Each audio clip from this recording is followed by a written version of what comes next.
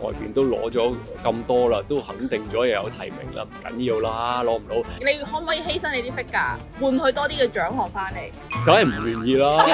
老婆呢個新導演啊，同埋佢個作品都入咗圍咁樣咧，金像獎啊，係啊，我知佢最佳導演添啦，唔係淨係投身導演啦，係啊。有冇你對佢係咪120分信心？佢係攞硬？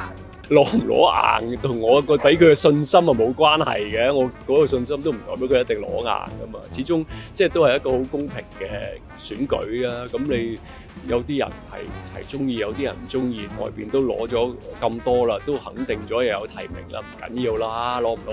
因為佢係一個好有自信嘅人，唔需要我喺度講呢啲嘢。因為佢話如果再攞咧，屋企唔夠位擺啊，要掉走你啲 figure 之前，你可唔可以犧牲你啲 figure，換取多啲嘅獎項翻嚟？梗係唔願意啦！